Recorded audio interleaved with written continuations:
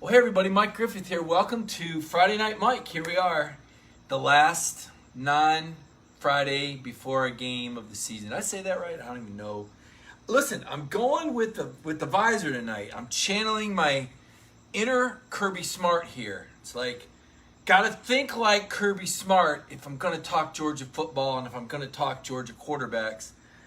Because everybody can't get enough of Georgia quarterbacks, right? First things first, I've got to do the Facebook share. Got so much to get into. George Pickens did an interview tonight, and for those of you who don't know, I don't think George had done a live interview before. I know he did it as the MVP of the Sugar Bowl, but as far as being made available to the media, I'm trying to think. That might have been the first one, and we really didn't know what we would get from George Pickens. I mean, George is a very excitable, talented young man. And, sometimes he lets his emotions get the best of him. But I will say, I thought George Pickens conducted himself incredibly well. Thought he did a really good job. We threw a lot of hard questions at him. Obviously, we asked him about last year and controlling his emotion and goals for this year and the new offense. He didn't give away any trade secrets. I thought he stayed very positive and very focused. And if you get a chance, there's a story up on Dog Nation. You can read it and see what George said.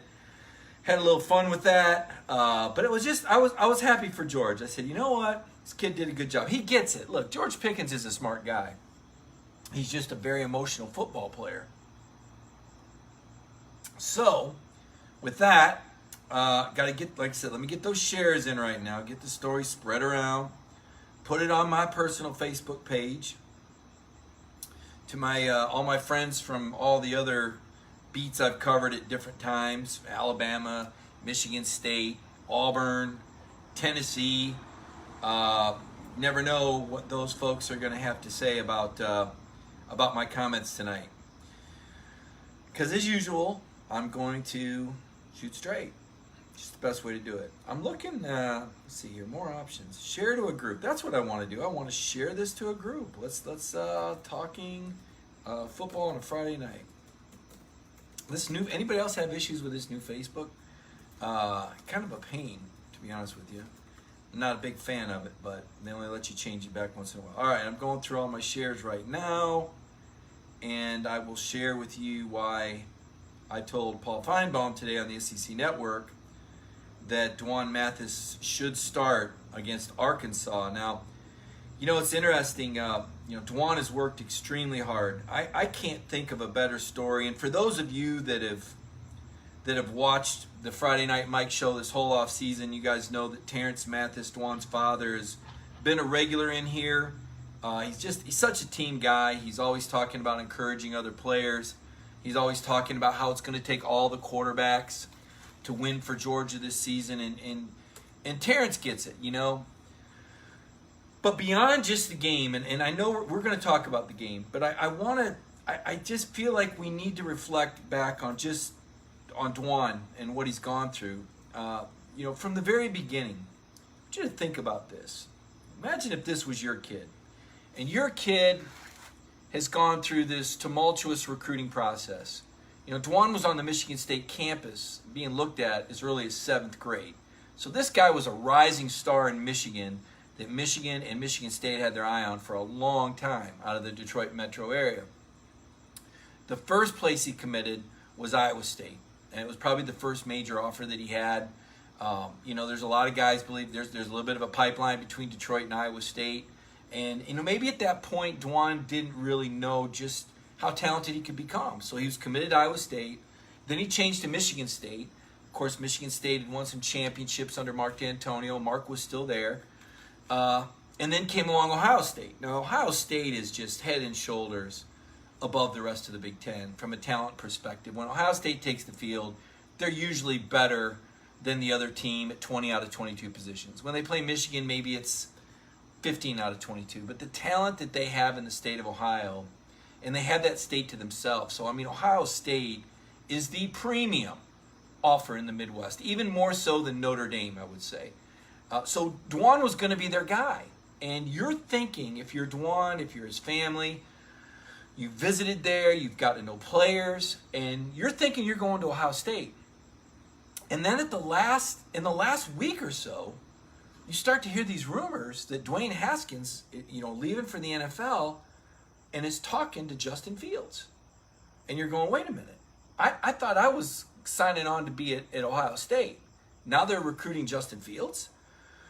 So Dwan Mathis kind of had to, he's got Georgia, has come onto the scene and said, hey, just think you ought to know, we might have a player transferring here. Justin Fields looking at transferring, and he might be going to Ohio State. And he talks to Ohio State, and Ohio State tells Dwan and his family, no, we're not recruiting Justin Fields. So Dwan was really up in the air. And I know this because I went to his home. If you're wondering, well, how do you know all this? I went to Dwan's house in January of 2019. So he signed early in 2018. He wasn't yet on campus, so I flew to Detroit. Dog Nation sent me up there, and I spent a day with Dwan and his dad at his home in Romulus by the Detroit airport. Sat down and, we talked for a few hours. Told stories, did video, the whole works. I mean, just a special guy. I have a mutual friend with the Mathis family from my time in Michigan, and they kind of hooked us up. The guy said, hey, Mike covered Michigan State. Sit down with him. He'll do a good job covering Dwan. And Dwan's like, okay. And, nobody knows who he is. Everybody in, Georgia was, just fixed on Carson Beck being, oh my gosh, we got Carson Beck. And then all of a sudden, Dwan Mathis just gets thrown into the mix, right? Just kind of dropped in, like, where did Dwan Mathis come from? So I went up there and visited with him and found out this story. And he told me he actually had 2 signing papers on early signing day and didn't know which one he was going to sign. Because, Ohio State's saying one thing, Georgia's saying another. What's the truth? Dwan decided on Georgia, get this, based on Twitter. Dwan was watching Twitter to find out what was going on with the Ohio State. Since they weren't going to tell him that they were recruiting Fields, he found out on Twitter. He made that leap of faith. Now think about this. Dwan had made one unofficial visit to Georgia. I want to say the date was July 17th of 2017. Now think about that. This guy hasn't stepped foot on the Georgia campus. He was there for one day, July 17th, 2017, and a year and a half later, he's making a decision to sign at Georgia with that being his only visit. Based on that one experience, that one exchange, that one opportunity on the Georgia campus. You want to know how important facilities are? You want to know how important the aesthetics of your campus are? You want to know how important your reputation is? Dwan Mathis took a leap of faith on Georgia like no other. I mean, how panic-stricken was this poor kid? He thinks he's going to Ohio State, and at the last minute, they pull Justin Fields. And so Georgia needed Dwan, and Dwan needed Georgia. So boom, he lands, right? All the talk was still about Carson Beck, though. Nobody was talking about Dwan Mathis. They weren't. They just weren't. And to the point that I had a video, and I told his dad, I said, you know what? I've got this 25-minute interview with Dwan, but I want to wait until before the season. I don't want to play this before spring football because I don't want to put any pressure on Dwan. I don't want to make it, we need to play it at the right time. There'll be a time for them to know Dwan. Let them know Dwan as a player first because nobody had really followed his career at Oak Park High School. So that was the plan. And then May 23rd, 2019, I get a call. Dwan Mathis is having emergency brain surgery at Piedmont Regional Hospital. I'm going, holy cow, what has happened here? Emergency brain surgery. Not only did Kirby Smart handle this personally, but he ensured the Mathis family complete transportation to the University of Georgia in Athens immediately, right now. Your travels, get on the plane, we're going to get you here. There would be a police escort if necessary. That is how Kirby Smart handled Dwan Mathis' emergency. And Terrence was like, Mike, I can't believe this. I mean, Kirby is treating my son like his own. I mean, I'm just overwhelmed by... I said, Terrence, this is Georgia, man. I mean, Kirby's an intense guy, but like he's all out for his players. And so the saga kind of started. And Dwan had the emergency surgery. He was in ICU for three days. I think he came out of ICU on May 27th, as I recall. I know this, guys, because I've written this story a dozen times. I've followed the Dwan Mathis story all along because it's one of the most redeeming and positive stories that I've ever been associated with as a college football writer. To see what Dwan and his family have gone through and the grace that the family has handled all this with. It hasn't been rosy. It hasn't been pretty.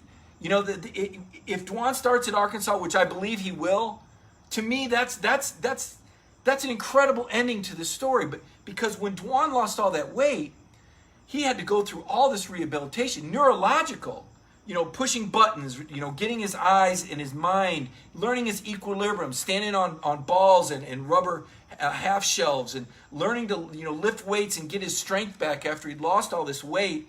He was in such a race. He wanted to be back on the team so bad for the start of fall drills. And he was, but he couldn't really do much but just go through the warm-ups when the season started in August. And he had a helmet on and shorts and everything else, but he was nowhere ready to play football. By the end of the season, Dwan was working with the scout team. Dwan helped prepare Georgia for Bo Nix. He played the role of Bo Nix, that mobile, big-arm freshman quarterback. And Kirby talked about that. But there were tough times too. When you take football away from an athlete, and this was my concern with COVID-19 and why I was an advocate for trying to find a way to do it safely. When you take someone's passion away from them, and you know what, I bet there's some of you out there right now that go, you know, I already know what you're going to say, Mike, you don't got to say it. But when you take something away from somebody that's a part of their identity, it's crippling. And we've all kind of gone through this in COVID-19, right? We've all had things taken away. Well, imagine being 18-year-old Dwan Mathis, 780 miles from home, and you can't play football. And that's been your identity your whole life, has been this baller, this incredible 6'6", 210 guy that runs at 10.8 second 100, and suddenly you don't have your superpowers. Suddenly you don't have your football fix every day. And you're just another guy. And that's hard to deal with. Even harder when those Georgia guys took the bus to the airport and got on that plane, and you're not on it. And you're watching the game from home on Saturdays. You're watching the game alone in your room. That was Dwan Mathis last year. Watching the game alone in his dorm room because he couldn't travel with the team. Imagine what this kid was going through. And the dad would keep coming on here, and you guys know Terrence, he'd come here. Love you guys, and the Georgia fans on Dog Nation would say, hey, you know, we're hoping for Dwan. We got our fingers crossed. And Terrence would say, thank you. We need your prayers. We appreciate your prayers. And it was this incredible relationship. And Terrence would tell Dwan about it. And that's what Dwan was feeding off of. At the bowl game, he got to get some real reps. Still didn't get to hit, but at least he was at the bowl trip. And he got to be around his team. And what a shot in the arm that had to be for Dwan. Jake Fromm goes pro. Jamie Newman comes in. Carson Beck's already in. He's an early enrollee. So now you're Dwan and you're like, okay, they went and got a graduate transfer, Jamie Newman, and he's got to compete with Jamie. The word coming out of January was that Dwan was throwing the football better than Jamie Newman. Not that he was a better quarterback. That's ridiculous. Listen, folks, you need to understand this. Dwan is a redshirt freshman. He needs to grow in the offense. He's not going to be perfect. He's incredibly talented, but the guy hasn't played any games since 2018. So he wasn't a better quarterback than Jamie Newman, but he was throwing the ball better in the 7-on-7 drills. And people were going, wow, look at now that Dwan's big and strong, and look at how he's throwing these balls, and all of a sudden, you know, the team's been pulling for him all along. Richard LeCount has been his guy. He's the other deuce, right? The defensive deuce, and the LeCount family, huge supporters of the Mathis family. Big help to Terrence and the team rallying. Look at Dwan, man. They saw that scar on his head. He's got a metal plate and screws in his head, folks. All right. Georgia went through, I think Kirby said, 5 NFL team doctors to get Dwan checked. I think Harvard might have been involved. I mean, for someone to have brain surgery and be cleared a year later for full contact, that's pretty incredible stuff. I mean, this is Walt Disney stuff, Walt Disney Sunday Night Show stuff, for those of you who remember that. And I said that, unfortunately, I said that on the Walt Disney Network on ESPN today. That wasn't a plan. I also dropped CBS. I'm sure Paul really appreciated that. But this is an incredible story that this guy is ready to practice. And when everybody else went home for COVID, right? Remember that? When campuses cleared on March 11th? Dwan Mathis stayed in Athens and told his dad, hey, I love you, but I need to stay here. And he got an NCAA exemption where Georgia could keep him here so that Ron Corson could continue to see him and Dwan could continue to train. And Kirby recently revealed to us that Dwan was like doing tapes of himself throwing, and so the coaches could monitor his progress. Now, he's watching Zoom. He's still got a long way to go, but they see Dwan sticking this out. You know, Carson Beck as well.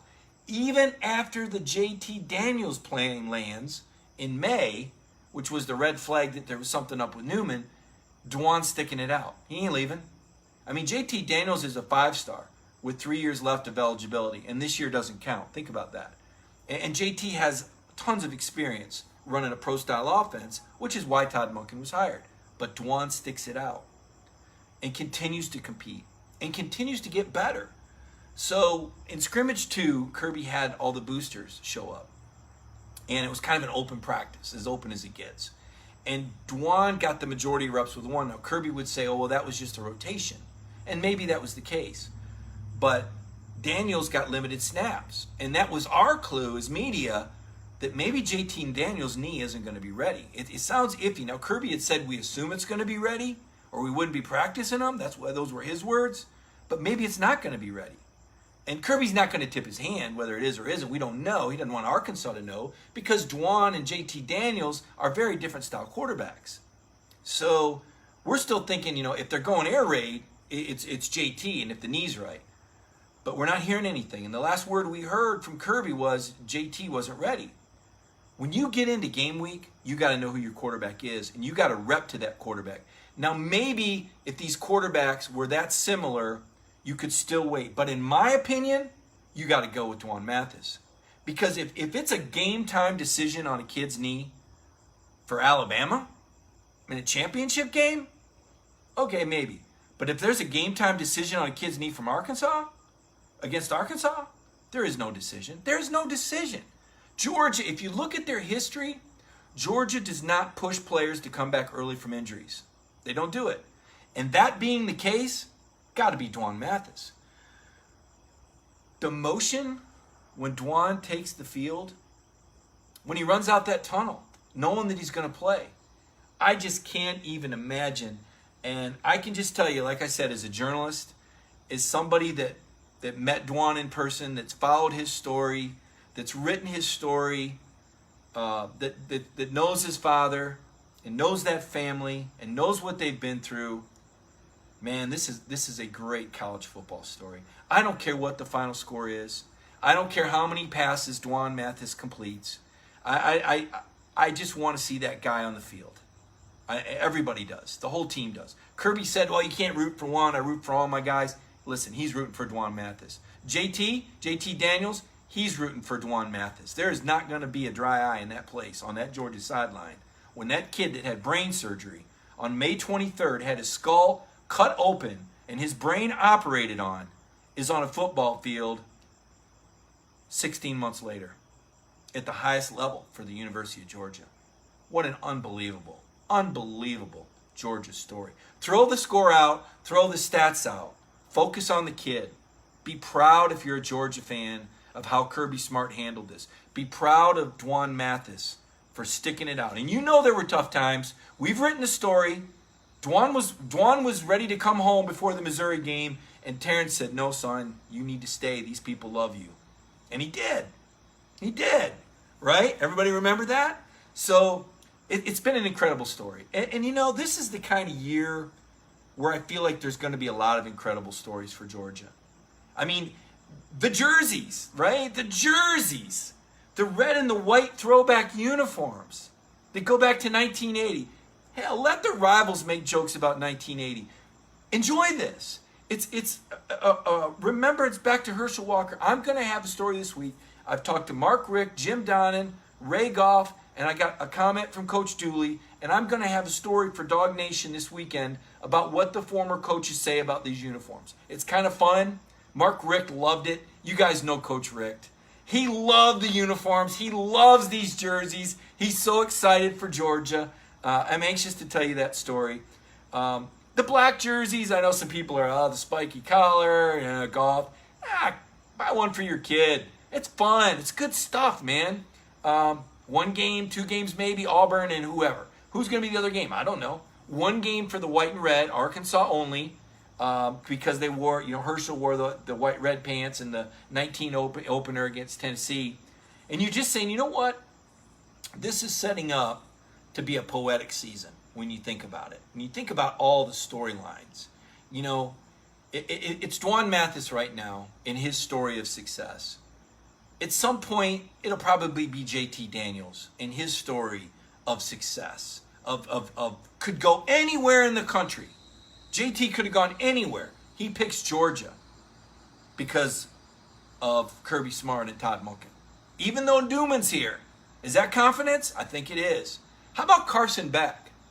How about if you're Carson Beck and you're sticking it out? Dwan's going to probably get to start based on the reps that we've been told if Daniels isn't cleared, which to this point Kirby hasn't said a word about it. I just think if he was cleared, Kirby would have said something. But what about Carson Beck sticking it out? How about Aaron Murray saying that Carson Beck was the best looking quarterback at scrimmage 2? I mean, the plot thickens. And instead of getting divided, I want to challenge you, instead of being divided on these messages, instead of going at each other, how about you celebrate all these guys and be glad that you've got that much talent in your quarterback room, and be glad that Kirby and Georgia have the bases covered. Don't worry about who's going to start.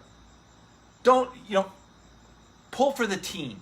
Because let me tell you, these quarterbacks are pulling for each other. It couldn't happen any other way. Now, maybe when Newman was still here, the air was a little tight in the room, right? Because you got 4 quarterbacks. Or 5, really, with Stetson Bennett. And how about Stetson Bennett and what kind of leader he's been behind the scenes? I hope they make Stetson Bennett available for an interview, because that's another kid that stuck it out. I mean, listen, folks, you look around the country and there's guys transferring left and right. I look at Georgia and I see guys sticking it out.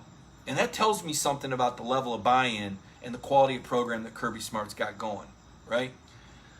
So those were some things on the quarterback story and why I believe Dwan. I believe he's going to start. I could be wrong. If JT gets cleared and they want to go air raid, I just don't know that you take the chance. I could be completely wrong, but my prediction is Dwan Mathis, and it's a great story regardless of the results. And I hope everybody stays behind him. If he doesn't throw it as well as you like, I hope that people, he's only a redshirt freshman. If Dwan Mathis can learn the air raid offense, Dwan Mathis can be a Heisman Trophy candidate and a first-round draft pick before the end of his career at Georgia. If he can learn and have the patience, it takes time, it takes reps in the system, okay? I think he's got that upside. Trying to make it as a quarterback that just runs spread and needs everything done from the sideline, that's hard to do. I'll give you a great example. Joshua Dobbs is one of the most talented quarterbacks I've run across. And I still to this day don't understand why Josh isn't playing more in the NFL. I think Georgia fans know all about Josh Dobbs. What if Georgia had an opportunity to work with Todd Monken for 3 years? Instead, he had all that turnover at Tennessee, and I just don't think it did him any favors as far as his professional development. Because Josh Dobbs is as talented as it gets.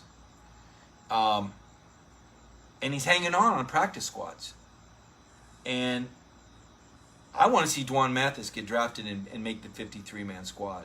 So this is the beginning of another story with Dwan at Arkansas, with Carson at Arkansas, with JT at Arkansas. It's just the beginning of a saga, of a season where every game's got to be played one quarter, one game at a time in a COVID-19 year.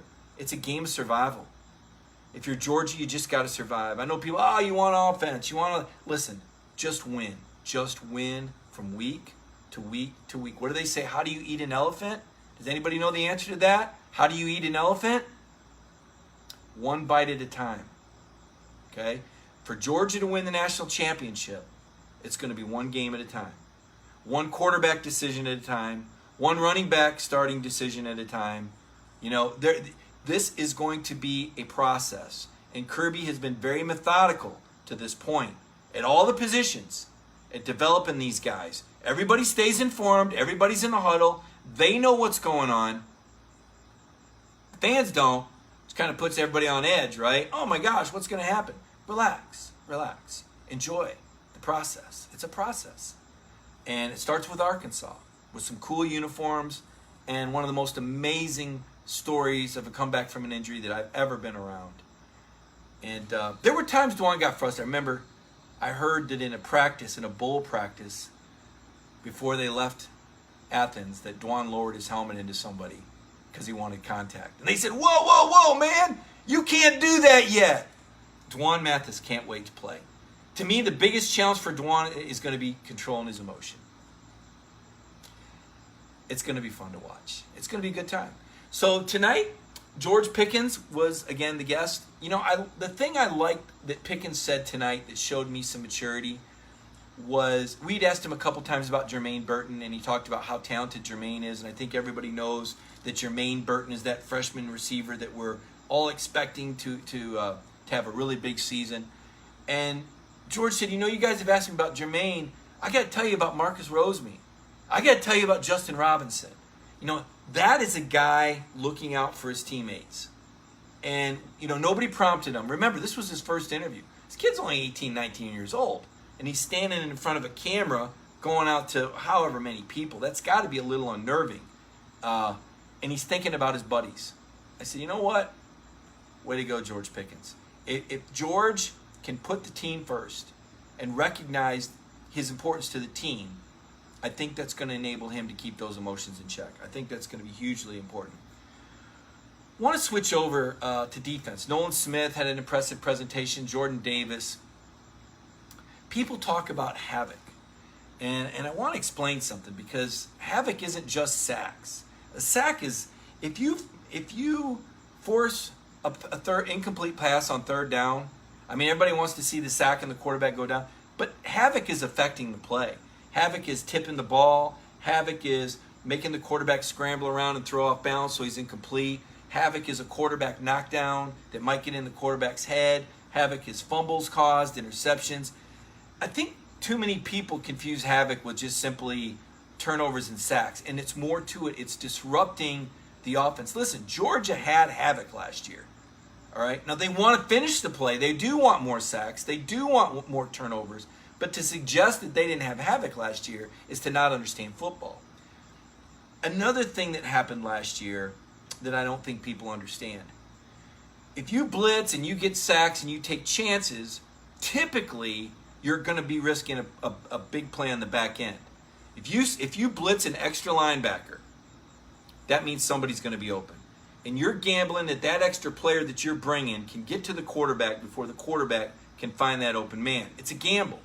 What Georgia does, because they're so good in the front, is they don't bring the extra man. They try to get pressure with just their four down, right? And so they don't leave themselves vulnerable on the back end. And you go, well, that's boring. Well, it's only boring if you don't value not giving up big plays.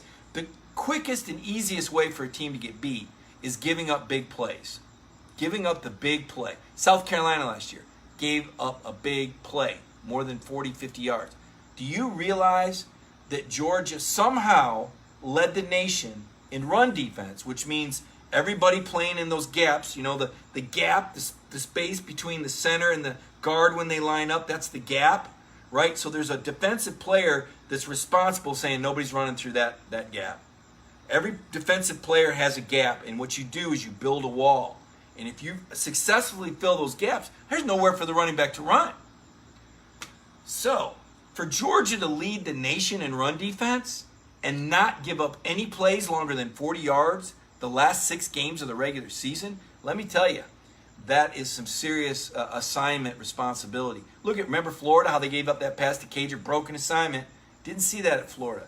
This unit's coached up, man. So when I say on national television, this is the best unit I've been around on paper, I'm basing it off what I saw those guys do last year. And as talented as they are, and they're very talented, what makes the Georgia defense special is how well coached they are, is how assignment sound they are. Between Kirby and Dan Lanning and Charlton Warren and Shue, I mean, these guys are coached up.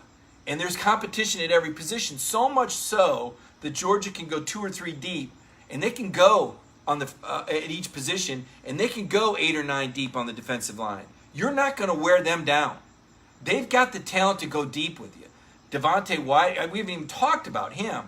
Jordan Davis, obviously a monster. Devontae Wyatt, Jalen Carter, Trayvon Walker, Malik Herring, Julian Rochester, Nolan Smith, Azeez Ojulari, Jermaine Johnson. These are all NFL players, folks. These are future NFL players. Monty Rice, Nakobe Dean, Richard LeCount, Lewis Seen, Tyson Campbell, DJ Daniel, Eric Stokes. They're going to be on NFL rosters. It's unbelievable. And people go, well, what happened against LSU last year? Well, LSU was special, one, but two, the Georgia offense was dead on arrival. Pickens was suspended the first half. Swift was injured against Georgia Tech. He couldn't run between the tackles, so he wasn't going to do anything. Cager was out for the year. Kearis Jackson got hurt in the first quarter. And then it was just one injury after another. And then you had a drop touchdown pass on the first play of the game. Dominic Blaylock was out. So I don't want to hear this garbage. Well, they didn't do it. They actually did a pretty good job. If you go back and watch the LSU game, and actually I don't want to suggest it because it's an ugly game, but Georgia had guys in position. J.R. Reed had a ball he should have picked. Went right by his ear hole. I mean, they had guys in the backfield, and Burrow did an amazing job. Listen, tip your cap to Joe Burrow. He did a heck of a job. He broke tackles and made plays that other quarterbacks couldn't do, okay? That was then.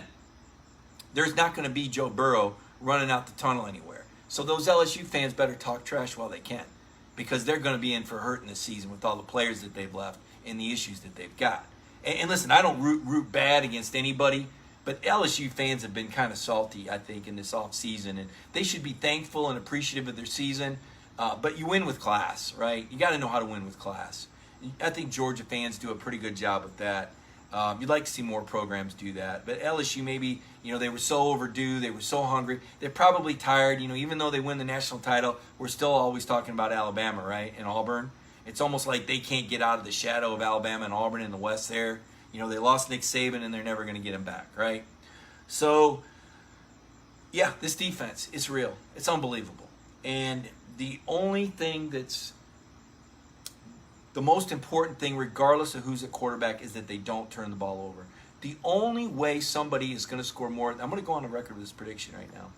The only way somebody is going to score more than 2 touchdowns against Georgia in the first 4 games of the regular season is if Georgia turns the ball over multiple times on their end of the field. That's the only way. Alabama, maybe, without turnovers. October 24th. I think Alabama will score 24. Tops. Not more than 24. Probably more like 17. I think Georgia will win that football game if they've evolved the offense by that point. Because it's going to take time. Because you got 2 inexperienced guys with Dwan and Carson, and we don't know where JT's knee's at or when he's going to play. Could be Arkansas, could be Auburn, could be Tennessee, could be Alabama. I don't know. We're waiting. The knee is the knee. We don't know. But the defense is, it's that good. I mean, and people, when I talk about the defense, their eyes just kind of glaze over like, who cares?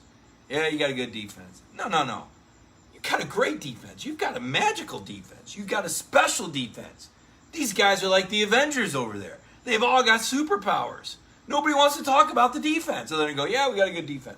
They want to talk about the quarterbacks, which running back, right? So I think that James Cook is going to be the central figure. By the end of the year, when we look at total yards, I think James Cook's going to be the guy that's got the most touches and the most total yards. I think Zamir has improved his pass catching. I think he's done some things in open space. I told you this last week. I got to see about 30 minutes of a scrimmage. It was quite by accident. I was driving by the stadium one day uptown, and they were practicing in, and I got out, and I stood on the bridge, and the person came over and said, listen, don't tape it, no videotape and no phone calls. I said, fine. And so I got to see a little bit. And Zamir looked good. I thought he looked good in the open field, catching the ball. James Cook looks good. Got to see the quarterbacks a little bit. Saw what I saw. Offensive line looked great. The defense, this is exciting. I'm telling you, this Georgia football team has the look of a national champion, provided that they don't implode, provided that Kirby Smart manages the team well, provided that everybody stays on the same page and keeps pulling the same end of the rope. If a team gets division, things can unravel quickly. I've seen it happen several times. A couple of those Tennessee teams I covered. Phil Fulmer in 2005 was 5-6. That was a talented team. They played in the SEC title game the year before, but a quarterback controversy divided that team. They had a top 10 defense and finished 5-6 because of a quarterback controversy. I remember it well. What was it, 2008, his last season? They had a divisive player. I don't think it's any secret. Arian Foster and coaching staff, and your best players not getting along with the coaches, and everybody's second guessing a new offensive coordinator, Dave Clawson, and the team went to pot. They lose a couple close games, and the SEC is unforgiving. You've only got to be a little bit off to lose a game. You've seen it. You saw Vanderbilt beat Kirby Smart in 2016. You saw Georgia Tech beat Kirby Smart. And because Kirby didn't have a hold yet, because the team didn't have an identity yet, it takes time for that. Now here we are in year 5, and you've pretty much got all Kirby Smart guys. So now you've got a Kirby Smart identity team, I believe. A defense that's been recruited to play the style that Kirby wants to play. So they're going to be very multiple. They're going to be able to do a lot of different things, and they're going to cause quarterbacks horrible headaches. And offensive coordinators are going to have sleepless nights because Kirby and Lanning have got this thing covered. It's exciting. I'm telling you, I can't wait to watch this defense. Especially when you consider how disrupted the offseason was for these offenses that rely on timing and choreography and coordination. And suddenly they don't have it like they usually do. I think that's going to lead to defense. And Kirby also pointed out that when you watch these early games, there's been a trend for big-time special teams play. This is Scott Cochran all the way. What a great story, right? Like Scott Cochran kind of got knocked off the front page by COVID, right? I mean, Kirby just hired him in February, then COVID hits, and we went from talking about Scott Cochran to, crickets. Scott Cochran has got a chance to do something pretty sensational here. Scott wants to be a head coach, and that's why he wanted to go from the weight room at Alabama to being a position coach at Georgia. After all those years with Nick Saban, 19 years Scott Cochran worked with Nick Saban. Saban would not, in any of those years, give him an opportunity to be a coach on the field. And Kirby, who worked with Cochran when they were at Alabama, Kirby did. He said, you know what? I'm going to give you that chance. I'm going to open that window. So you better believe that Scott Cochran is all in on Georgia and what he wants to prove with this special teams unit. And as a recruiter, I'm going to tell you, when Scott Cochran came in that interview room a couple weeks ago, first of all, you got to understand this. Kirby has followed the lead of Nick Saban on a lot of different things, one of them being his interview policies. He typically doesn't allow his assistants to speak. He wants one voice. He's a big believer in one voice. So he lets his offensive and defensive coordinators speak in August. This is what he's done the first 4 years. And then when they get to the bowl game, if the bowl game requires it, he'll let the coordinators talk. But other than that, they don't talk. So when he trotted Scott Cochran out there a couple weeks ago, I'm like, whoa, Scott Cochran, what are we getting here? Scott Cochran's available tonight? And I didn't want to like him. I'll admit it. And I knew that because I told myself, you don't want to like this guy, do you? And part of the reason why was because, sometimes those assistant coaches that jump up and down on the sidelines, and you're just like, oh, what a hype guy.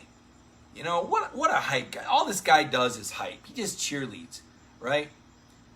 Well, that jumping up and down doesn't mean anything if the players don't respect you and if the players don't respond to you. So I had to judge for...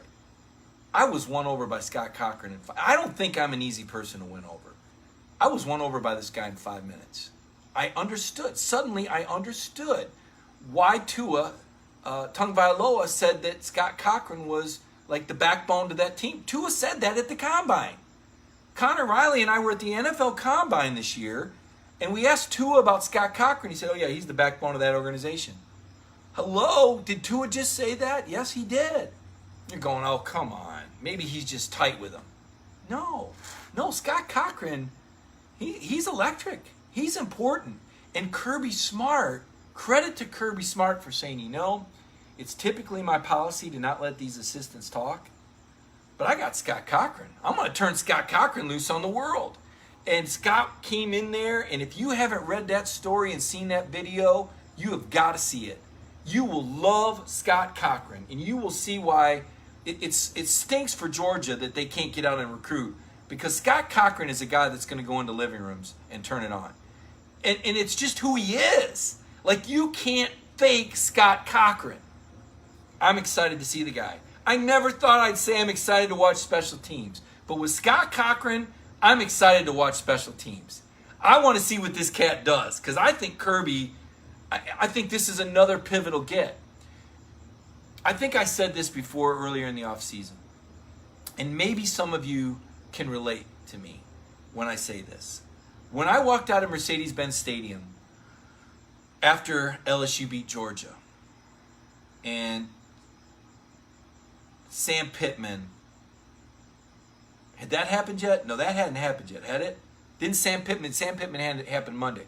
When we walked out of Mercedes-Benz Stadium after that beating, I thought to myself, you know, maybe Georgia's not going to get it done while I'm here. I always think that where I'm going, that it's supposed to happen. Everywhere I go, I've had that Forrest Gump, right? Auburn, they go 11-0. My first year on the Tennessee beat, they win a national title. I cover Bruce Pearl. He goes 6 straight NCAA tournaments in the Elite Eight, further than any program. Michigan State gets back to the Rose Bowl and gets 3 top 10 finishes. My year's up there. Izzo gets to a Final Four. I think I'm a good luck piece. I think I'm pretty lucky.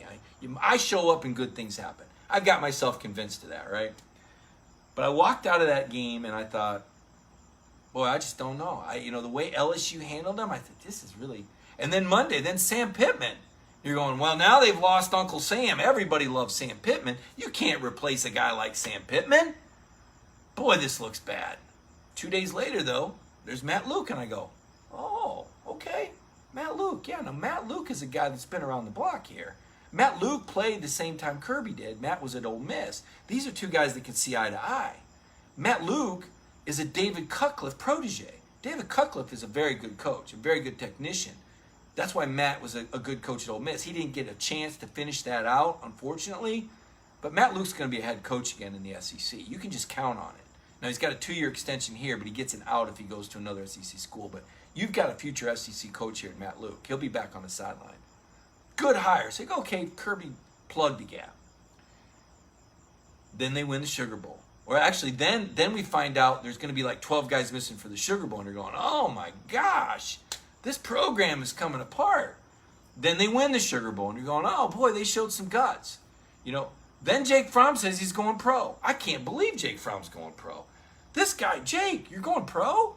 You're not coming back to win a national title? Nope, Jake's going pro. And there goes Cade Mays right behind him. Holy cow. What a tough off season. But then all of a sudden, Kirby starts hiring guys. Here comes Todd Monken. Todd Monken?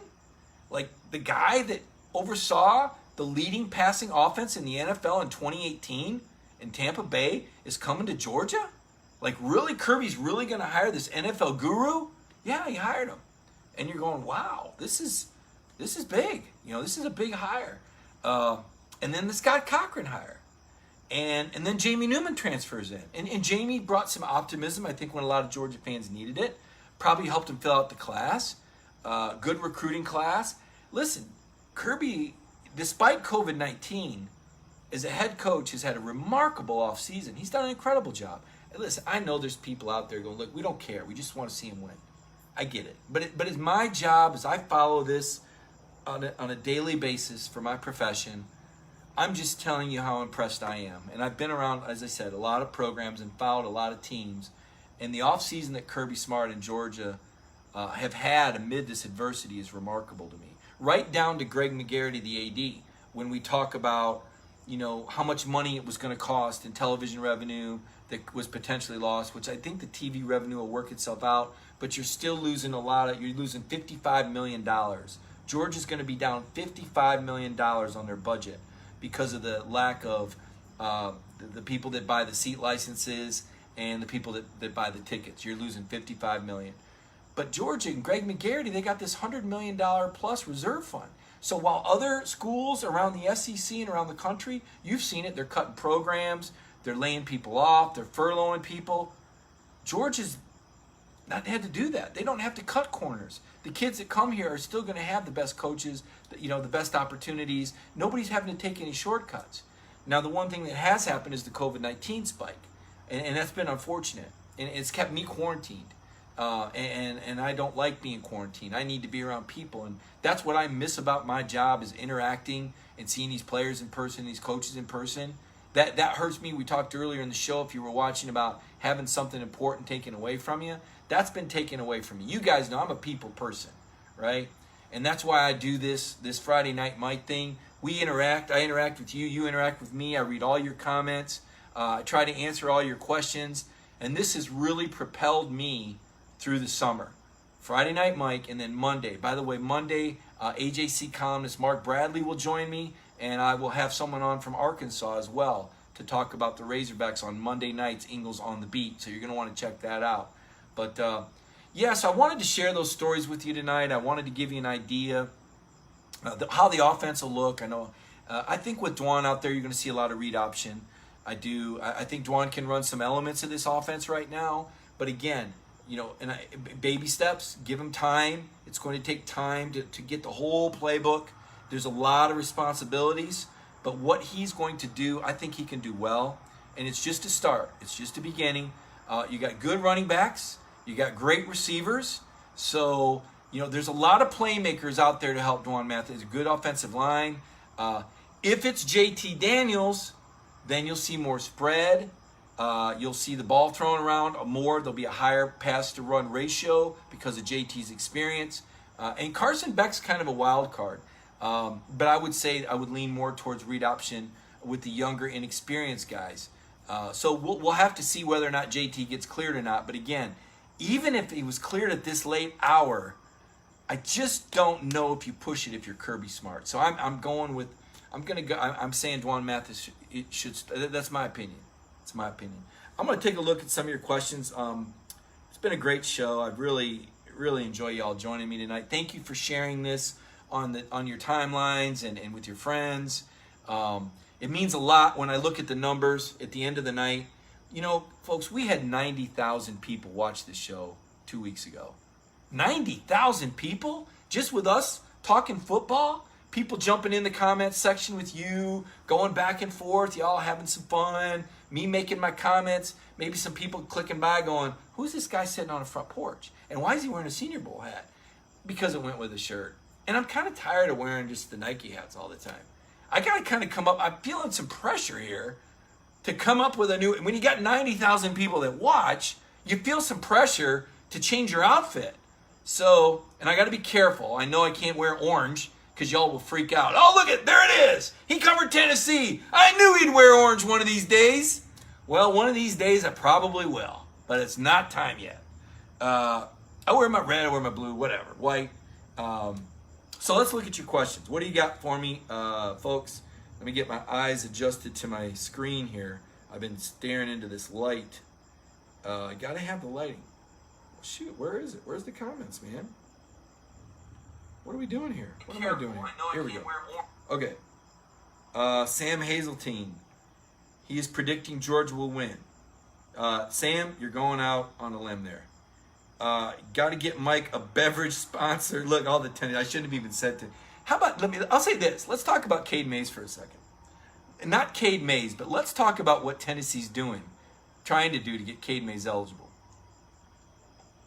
So when you transfer from one school to another, there's a rule that you got to sit out a year unless you get a waiver. Well, when you transfer in conference in the SEC, you not only need an NCAA waiver, you need an SEC waiver. You need the league office to give you a waiver. Well, obviously Tennessee's been pushing hard for Cade Mays. And the NCAA part is cleared. And they announced it. Cade Mays has been cleared by the NCAA. And there's people, oh, he's cleared, he's going to, it's like, wait a minute. The SEC hasn't cleared him, though. That's not just fine print. That's typical. Like Mark Stoops was on Feinbaum today and said that Joey Gatewood, the transfer from Auburn, hasn't been cleared at Kentucky. So why is Tennessee putting so much pressure on the SEC office? To me, I think it's risky. Now, maybe it's risky if they don't have Cade Mays. If it was, I will say this though, if it was Kirby Smart you would want him to do the same thing. You would. If it was Kirby fighting to get a guy eligible at Georgia, you would want him to put as much pressure on the SEC office as possible. That's what Jeremy and Tennessee are doing to the SEC office. So to me, there's kind of a showdown here. Sankey, who is a former transfer himself from college and a proponent for the players, and Jeremy now making the argument, look, the year doesn't even count anyway. How can you make this kid sit out? He's turned it into it's a fascinating battle. And to be sitting here, what's the popcorn, the Michael Jackson eating popcorn thing? That's me right now, like Jeremy and Philip Fulmer taking on Greg Sankey in the SEC office. Because Tennessee's got the moral high ground here. Hey, this is just for the kids, man. How can you do this to the kid? And the SEC's kind of like, yeah, but this is what we've always done. And if we don't do this, does that mean there's going to be more tampering? Because now you think, is this going to set a precedent? So there's a lot at stake here. And again, I'm going to do the Michael Jackson thing and eat the popcorn and watch because it's going to be pretty interesting. I don't know how much, Cade's a good football player.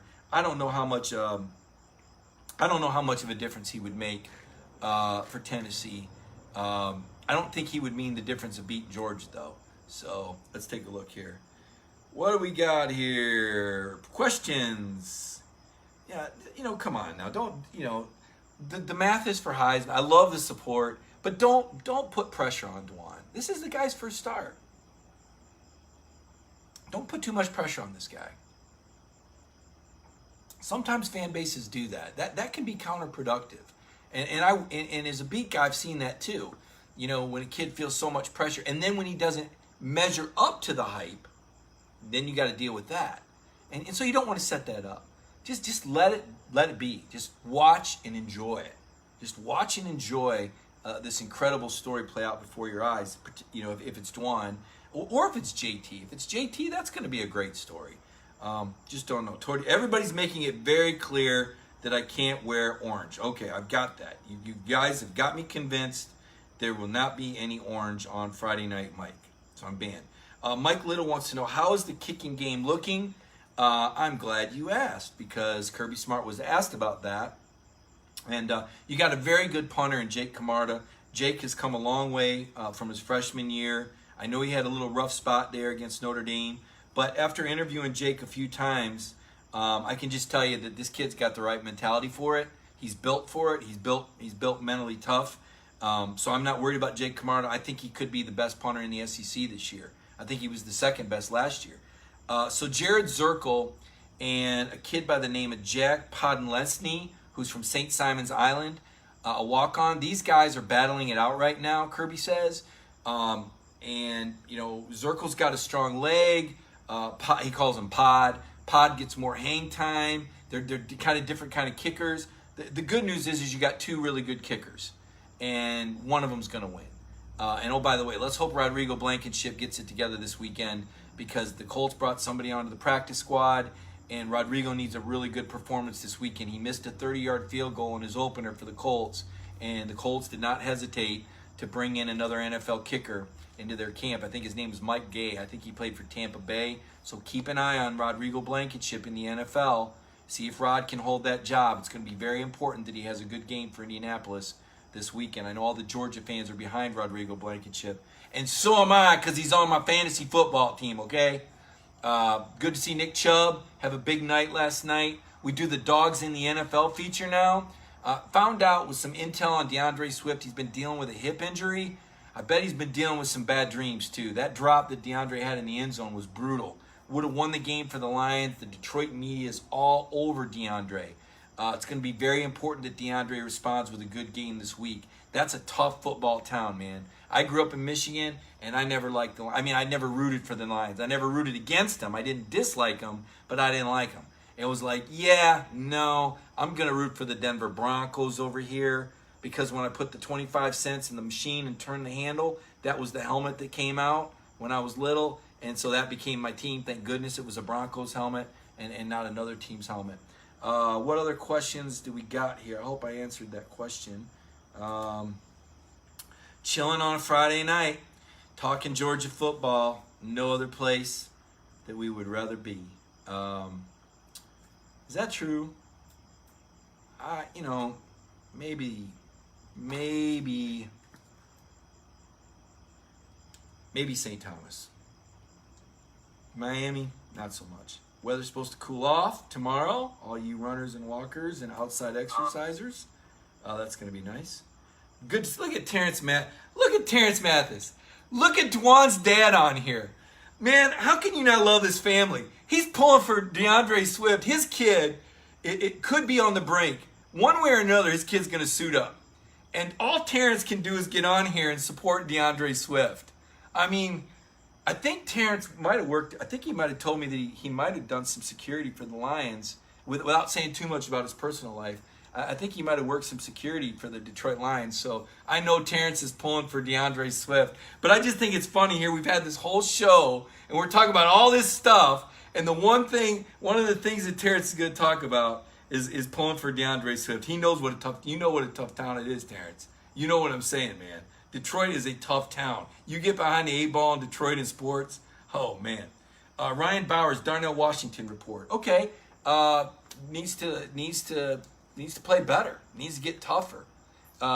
Needs to live up to his billing. I think he's been a disappointment. I don't think Kirby Smart would say that because he doesn't say that about any of his players. But the fact that we aren't hearing good things about Darnell Washington makes me wonder what he's doing in camp. He's an incredible talent, huge upside. But listen, sometimes it takes guys a while to adjust. Remember, George Pickens didn't have a catch in 2 out of the first 4 games last year. You didn't see George Pickens catching the ball against Notre Dame. It took George a little while, as talented as he is. So let's give Darnell Washington some time. You know that Kirby and the coaches and Todd Hartley, you know they're on it. This isn't the first time they've had a kid come in that's having a trouble adjusting, that's not getting up to speed. It takes time. It's more than just football, especially when you put the parameters of this COVID-19 on these kids. And especially when you got Darnell who's got a child. I mean, how hard is that? So I'm not going to throw the kid under the bus, but as far as his performance, it's not been, ideal. But not everybody's ideal right out of the gate. So, take my criticism and my analysis with a grain of salt and say, well, it's okay, Griff. It's okay. It's the kid hasn't even played a game. Let's give him a few weeks. Okay, we will. But you asked, and I don't think he's ready to make a big impact yet. Now watch him go out there at Arkansas and catch an 80-yard touchdown pass. But I like what Crump's saying here about Rodrigo and Swift. I agree. I think both these guys are built for it. They're mentally tough. The thing about the NFL is it's a brutal business, right? You get a kid on scholarship at Georgia, and as long as he's trying hard and going to class and showing up on time, he's in. But in the NFL, the not-for-long league, you miss a couple more field goals, you're gone. See you, Rod. Here's your bus ticket. Go sign. No, and then now he has to get on a scramble and wait for another job and get into somebody else's practice. So it's ruthless. It's not like college. The second and third chances are few and far between in the not for long league. Swift has got a contract, but DeAndre's got to earn the trust of his coach and Matthew Stafford. I mean, DeAndre was brought up there to be a difference maker, and I think he will be. But right now, how about Adrian Peterson and the role that he plays? I think DeAndre Swift can learn a lot from Adrian Peterson. And I'm not talking about how to run the football.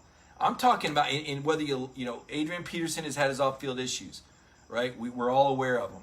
But in terms of toughness and a survivor and a veteran in the league, do you know how hard it must be to be Adrian Peterson and still playing football after all the hits he's taken? And if there's an area where I think DeAndre can get better, I know DeAndre works very hard to take care of his body. He's very, very careful about that. But I think he could be a little bit more resilient. And I think he can learn a little bit from Adrian Peterson. I want to see DeAndre grow in that role. He's a Philadelphia kid, and I want to see him become a tough Detroit kid. I want to see DeAndre Swift become the next Billy Sims. I'm not going to say Barry Sanders because Barry was one of a kind. I covered the Detroit Lions my last year in college. That was my beat. I did their home games, and I watched a lot of Barry Sanders. And nobody has had the effect on me as a sports writer in terms of just every time Barry touched the ball, I came out of my seat like I was, that was Barry Sanders. So I don't want to do that to Swift. I think Swift is very good, but let's not put him in Barry Sanders' league. But could he be Billy Sims? Yes, he could. It's been a long time since the Lions had a 1,000-yard rusher. I'd like to see him be that guy. I see this Pat Patterson RBU. already 5 touchdowns.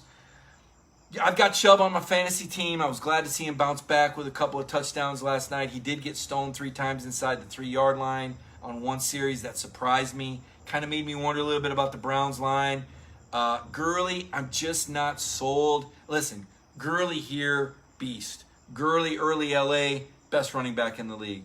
But with the knee, I want to see Todd Gurley do well, but I'm just not convinced he's going to be that dynamic back anymore. But it was good to see him get a touchdown. I know Georgia fans. How about Javon Wims with a touchdown catch for the Bears? That was good to see. We need to see, is Riley Ridley going to arrive? I want to see Isaac Nauta get pulled up on that Detroit practice squad. Believe it or not, I got Matt Stafford. I'm a believer. I'm in on the Lions this year. Even though Kenny Galladay's out, I'm still in on the Detroit Lions. People are going, I thought I was on a college football show. Sorry.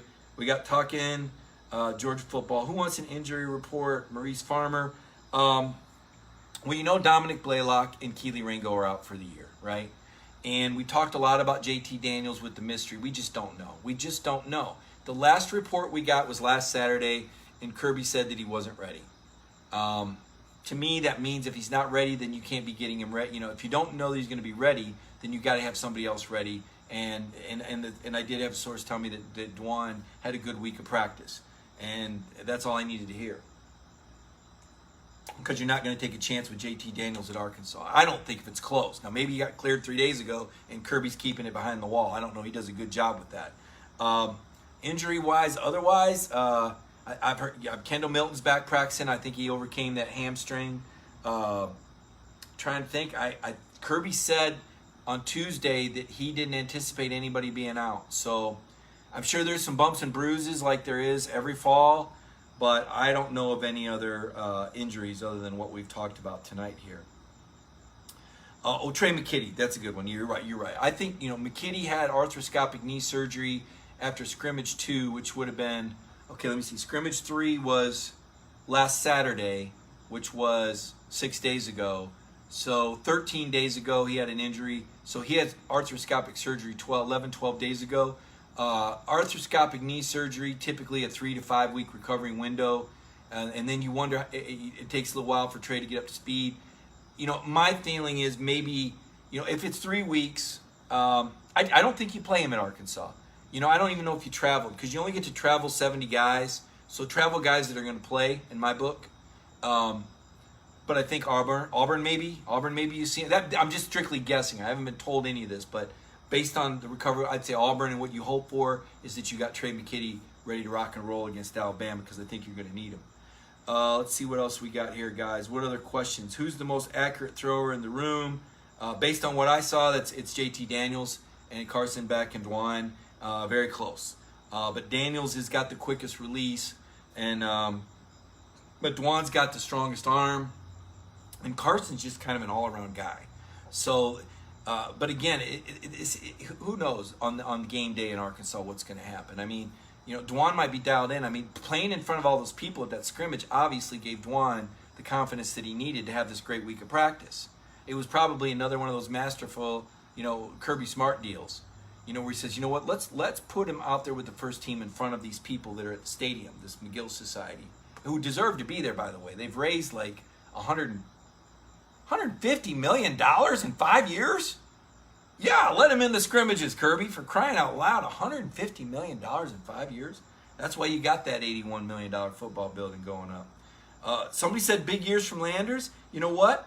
I think you're right. I think Matt Landers is a guy that is going to do well this year. I predict Matt Landers. Now, I don't know when, but I think you're going to see a different Matt Landers. I think Pickens came in. I think Matt's elevated his game. So I expect Pickens, Landers, Jermaine Burton, Kieras Jackson.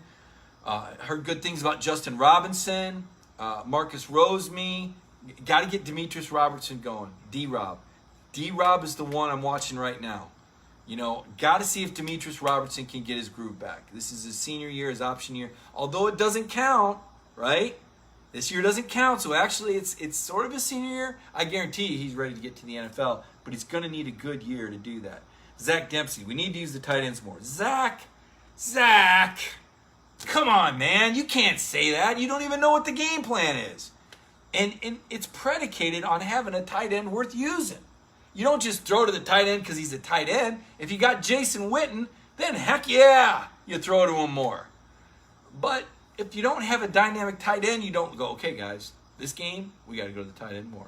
When you go to the tight end more is when nobody's covering him. You go, you know what? They're double covering George, and they're sliding that safety over towards Jermaine. I don't think anybody's going to be covering the tight end. That's when you go to the tight end. You never make the tight end. I saw one of those Tennessee teams, Jason Witten became the primary receiver. It was awful. And Jason, you guys know, is a Hall of Famer. And Casey Clausen was a good quarterback. But without those receivers, those tight ends get pedestrian really fast. They're a complementary piece. I look at the tight end in football like I look at the knight on the chessboard, right? The bishops and the rooks, those guys that can go the distance across the chessboard, those are your running backs and wide receivers, right? Bishops and rooks, running backs, wide receivers. The knights, those are they're the tight ends. They go 2 spots and 1 over at a time. Just little hunks, right? No, nothing too. Can you win with yes, you can win with tight ends. You can win with knights. But typically, they're complementary pieces. People that don't play chess are going, what are you talking about? What are you talking about? Okay, all right. So in other words, I was picking on, we were having some fun there. Tight ends. What game do I see the Florida State get transferred? Pat Patterson asking that. I just answered that a moment ago. I'm going to say Auburn, just a guess. What else do we got here, guys? What other questions do we have? I'm looking. Arian Smith, Maurice Farmer wants to know. I was surprised that George didn't mention him today. George went out of his way to mention people drive by my house slowly like, what's that guy doing on his porch with the light on? Arian Smith, the speedster. I was surprised that George Pickens didn't mention him. That was kind of telling, though, wasn't it? When George said, you guys are asking about Jermaine, he's great, but Marcus Roseme and Justin Robinson, they're going to do well too. He didn't say Arian Smith, so that makes me wonder, where's Arian Smith at in the rotation? Arian Smith's a burner, obviously a guy that you want in the lineup by the end of the year. It's taking time. A lot of young guys. We talk about air raid and Monken.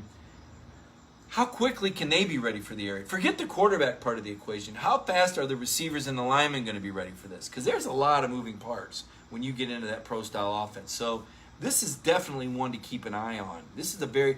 Feinbaum said to me, well, give me the bottom line. He always likes to push for the answer. I said, Paul, it's fluid. It's a fluid situation. There isn't a right answer. So for all you out there guessing right now, you're doing just that. There is no right answer. This is going to be fluid. The butterfly effect is going to be in there. One thing happens means another thing happens. We don't know what the first and the second and the third thing is, so how can we predict the fourth, the fifth, the sixth, and the seventh? All sorts of philosophy tonight. What else you want to know? Do I got a fortune cookie here to make a prediction?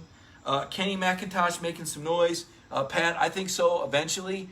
I heard more about Zamir and James Cook earlier in camp. It kind of made me wonder why I'm not hearing more about Kenny, but from all indications, I think Kenny's going to be at Arkansas, and let's see what happens. I do agree that as the season progresses, though, Kenny and Dejon Edwards, too. Dejon had a really nice play in that scrimmage.